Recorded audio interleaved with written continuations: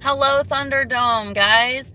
It's spoopy, and I'm stuck in traffic, and I'm kind of internalizing a lot of things from a counseling session that I'm on. Austin is awful when it comes to traffic, so I am going to be here for a very long time. So if you want to contact me, probably not going to respond via text or whatever. I'm kind of just holding my hand. I can't really do anything because, in my car. But I kind of have a few thoughts, and I don't know if this is going to work, but I'm pretty sure it might.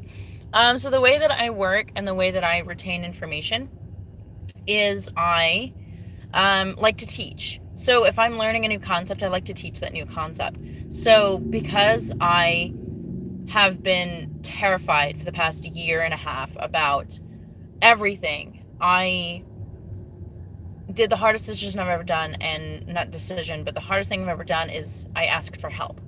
And so right now I am in counseling with this wonderful woman, and she kind of understands where I'm at. So I've been very outspoken, especially in my last two videos. I've mentioned that I'm bipolar and I have PTSD and I have a lot of other issues going on in my life when it comes to mental illness. Well, she's going to help me.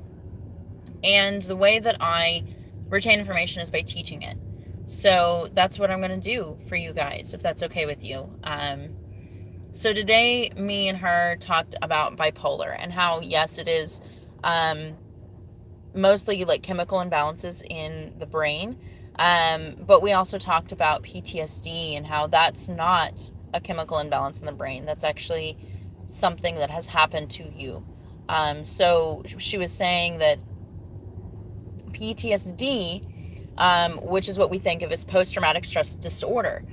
Disorder, like bipolar disorder, kind of, it insinuates that PTSD is something inside your brain that is wrong with you, which is not true.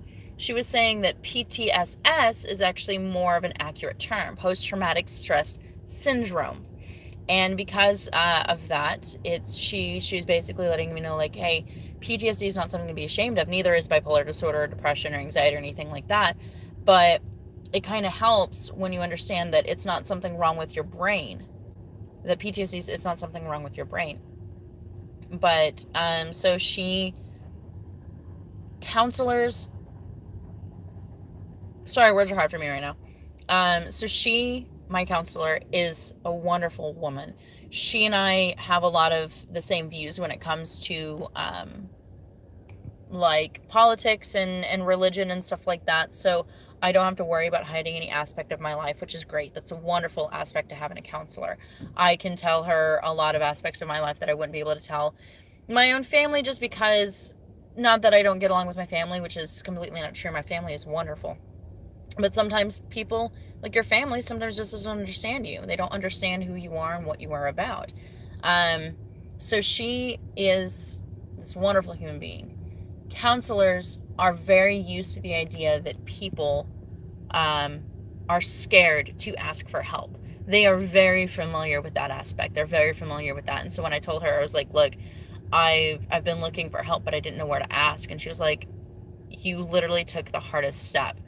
Your journey from here is going to continue to be hard, but you have taken the hardest step in asking for help, which is, that's such a reassurance, because whenever you take that step, that first step of, oh God, am I going to be accepted? Because I think that's what everybody wants. We want to be accepted. Counselors are wonderful human beings to go to, because they have literally heard it all. She was saying that she has counseled people who are on death row, and she's been counseling people who, raped, murdered, adulterers, people who have stolen from their company, stuff like that. And so, people are people. People make mistakes. And she was saying that when she helps these people, it makes a world of difference, because she's seen it all. And so my bipolar disorder and my PTSD and stuff like that, not that it makes it insignificant, because that is not the case. It's very significant to me. But I know, because she has handled literally inmates on death row, she knows that humans are not perfect and everybody needs help. Everybody does. And it's okay to ask for it. And so that's just a little bit of what we talked about. There's a lot of issues that, that I'm talking to my counselor in confidence about, that not that I don't want to share with you guys, but there's just just some stuff, names of people that I don't really want to out or anything like that. But you guys are on this journey with me, and it's helpful to me to be able to know that you guys are here for me too. I don't know how many of you guys are gonna be watching all my videos, like from this start of the journey to the very end, when I'm just like, I'm all better, which is probably never gonna happen, but I don't know. So I guess we'll wait and find out. I'm still terrified of going to counseling. I'm not gonna lie, just because it's very difficult to continuously need to ask for help, because I like to think that I'm self-sufficient. I like to think that I'm independent, but sometimes I just need help. I keep on saying that. I'm sorry. But so yeah, she is she's helping me, and it's going to be difficult. The healing journey, sometimes it's just easier for us to hold on to our wounds and lick our wounds and to pick at the scabs that is our emotional health and stuff like that. Sometimes it's easier to do that than have a doctor come and help us, because we know it's going to be painful for a doctor to help us, but we would rather help ourselves. But sometimes that's just not the case. We just can't. But anyway, yeah, so that's it for today.